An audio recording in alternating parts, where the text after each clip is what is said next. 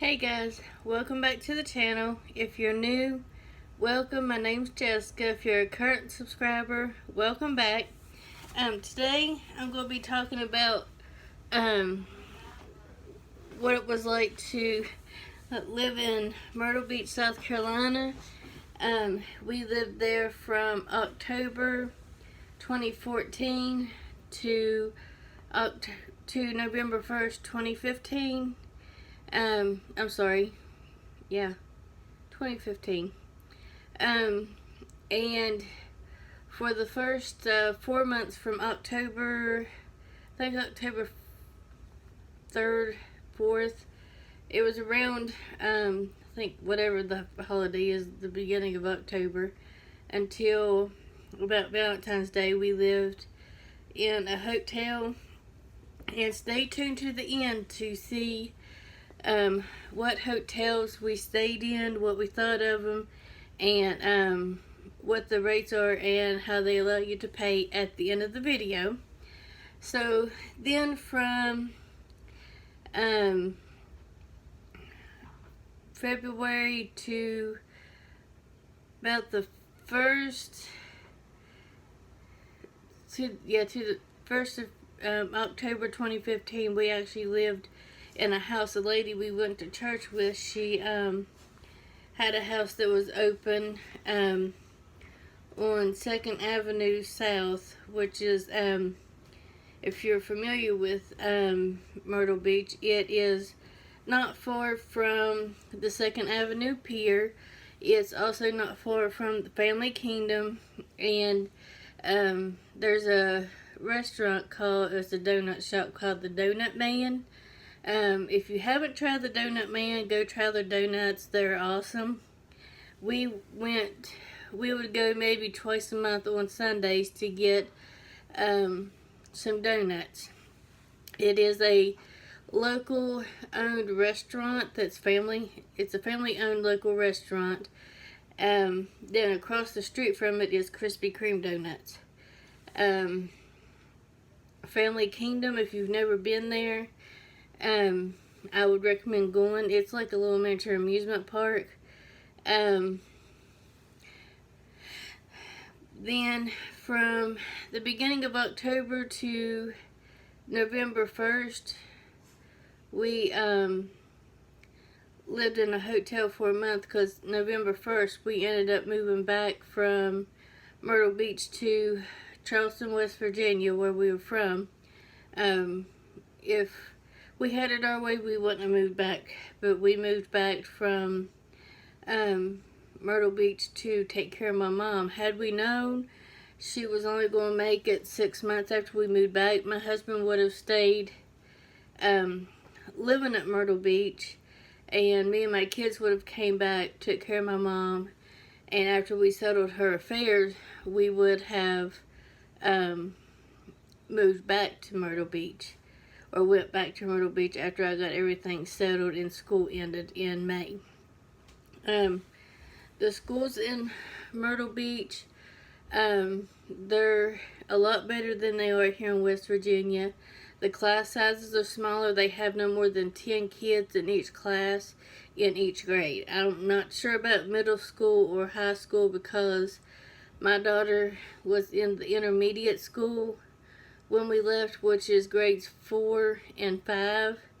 And my son was in the elementary school, which is only, I think, 1st, 2nd, and 3rd, or maybe 2nd and 3rd grades. And then, yeah, 2nd and 3rd is in the elementary.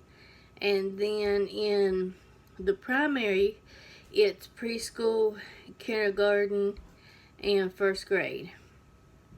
And then in middle school there, it's 6, 7, and 8, like it is here in West Virginia. And high school is 9 through 12, like it is here in West Virginia. The teachers there, they're very, very nice. They care about their kids. My daughter has an IEP in place, and with her IEP, they did awesome. She made B honor roll the whole time we was there. Actually, both my kids made me honor roll there. They did a lot better there, like I said, than they did here. It took us almost the whole year to get adjusted living there. Once we moved into our own house out of the hotels, we got adjusted just fine.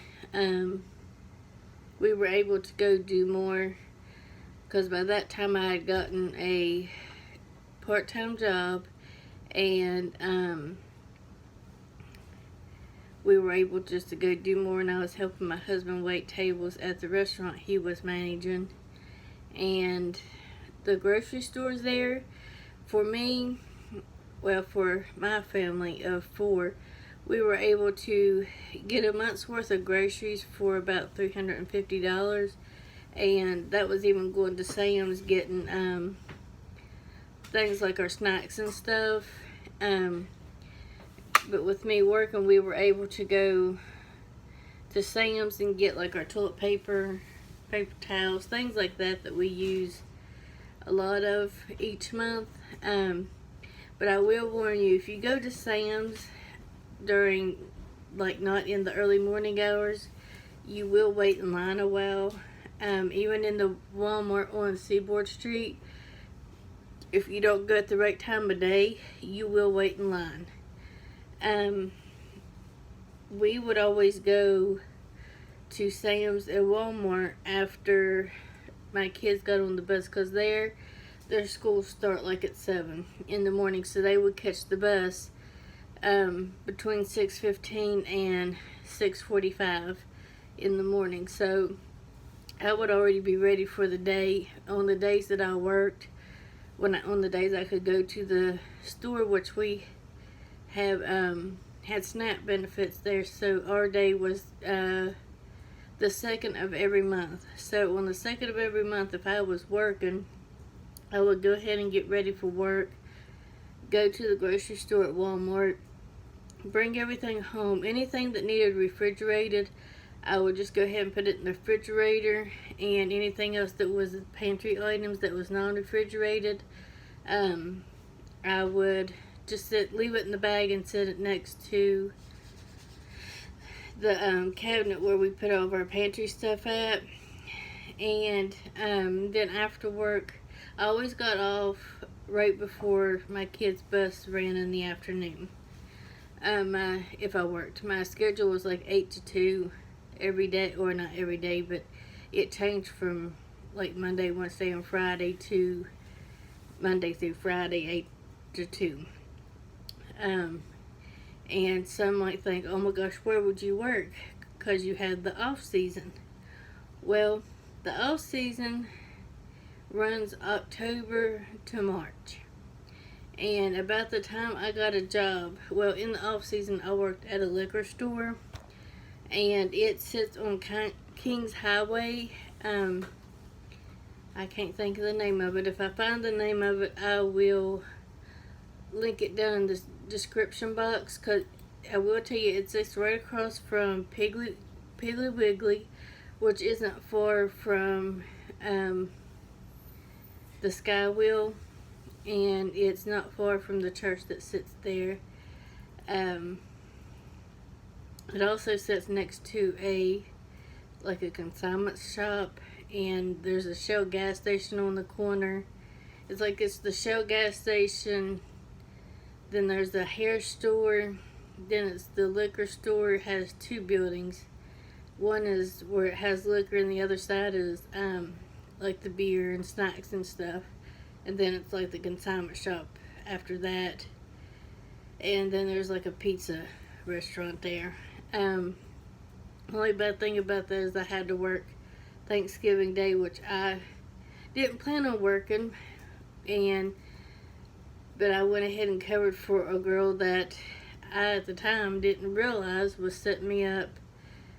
Her and the owner's son was setting me up to get fired for no reason at all. And her husband, which got pretty mad because she set me up to get fired for no reason at all. And then after that, in March, I got hired on at Carolina Pottery. If you haven't been to Carolina Pottery, they actually moved from the shopping center that's on Kings Highway to where all the outlet malls are, or outlet shops are. Like you're going to Carolina Forest on 501. And if you've never been to 501, it's like you got to get onto the bypass, which is the backside of Myrtle Beach, basically where there's not a lot of traffic. Something else that is family friendly that we did while we was there was the pirate show. And where the pirate show is, it used to be Dixie Stampede. But quite a few years ago, I'm going to say maybe 5-10 years ago, they changed from Dixie Stampede to Pirate's Voyage. And if you have, one of the shows that we didn't get to go do was the Christmas show. The Christmas show looks pretty interesting, but their non-Christmas show is even interesting. They have a pre-show that starts before you go in to see the show. They do serve you dinner. You eat with your hands, and they bring you a towel after you eat to wipe your hands and mouth and stuff with. So now let's get into the hotels that we stayed at. One we stayed at, it's called Super 8 by Wyndham. It's at 1100 South Ocean Boulevard. It's walking distance to the Family Kingdom. And that's where we stayed until about Halloween. On Halloween Day, we ended up moving to Aqua Beach Inn until we moved into the house. And before we left, we ended up moving back to the Super 8 by Wyndham. The Super 8 lets you pay weekly or monthly. I can't remember if they let you pay bi-weekly or not, because we always paid weekly, because my husband got paid weekly. Aqua Beach Inn, we paid by the month, because at the time we had the money to pay at the month. I will tell you, if you go October through March, it's a different amount, a lower amount than you would pay March through September, because it's the off season. So you pay less in the off season and you pay more in the on season. In the off season, there's not a lot of people there. You get a lot of snowbirds, so it's not as busy. So the locals generally do their fun stuff in the off season. The Sky Wheel isn't as expensive in the off season. We went, me and my 2 kids went, and we only paid, it was less than $30 that we paid. I think it was like $24-25 for me and 2 kids to go ride it. If you've never rode the Sky Wheel, that is something to ride, because you can see the whole beach and stuff. Something else I would recommend, the helicopter rides, if you've never done those. They fly you over the beach and you can see the beach in the ocean. And of course, putt-putt golf. They have a slew of miniature putt-putt golfs there. And they have what I think is unique. If you've seen any YouTubers do Costco trips, there was a Costco there. It was kind of set back away from Walmart. You can actually see it from Walmart's parking lot. I never got to go there. I always wanted to, still do when we get to make it back. We only went to Sam's. And another hotel that we didn't stay at, this one my mom went with my aunt and uncle probably about a year before we went down, or maybe a month before we went. And they stayed at Holiday Sands South. And it's more of like they got condos where has a washer and dryer in it where you can wash your clothes and things like that. And also cleaned for the Marriott that is not far from Springmaid Hotel.